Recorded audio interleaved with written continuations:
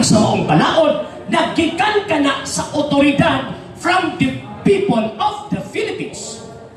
So diha sa konstitusyon na ay mga executors o implementors sa balaod. O usamian na ang executive branch. So, dili magpulos ang balaod kung walay mo execute, and that executor na as an authority in the name of the Constitution na mo implement ni anang maong balaura.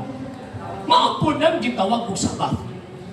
Kinsa man ang ang tawag ini nga promulgator sa adlaw igpapahulay. Ang promulgator ang Ginoo nga atong Dios, Exodus chapter 20 verse 8 to 10.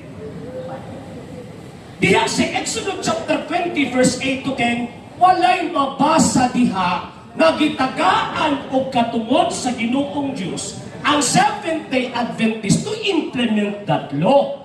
Nga naman kay in the first place, ang Exodus chapter 20 verse 1 to 3, ang gitagaan direkta ang mga Israelita.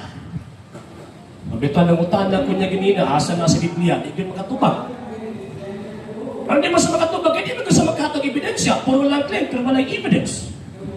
Katong paging mo niya nga, ang kisulti din eh, bisan kinsa, kung sa inyong proof, na kanang word nga bisan kinsa appeal ang Seventh-day Adventist. Di po siya makaprovide ang sintas.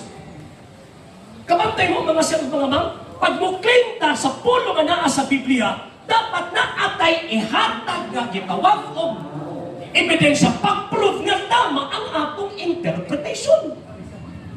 So sa word nga bisan kinsa wa man siya ka-provide.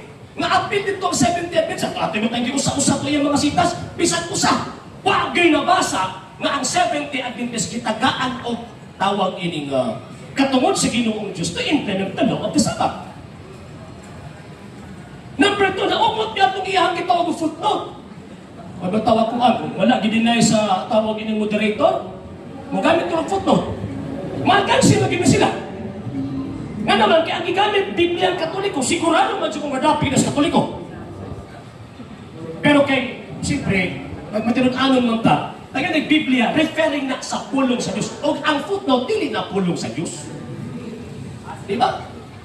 Tanda man ang punto. So karon, kung naay balaod, naay implementer o executor sa balaod. Kaya kung mag-implement ka balaod,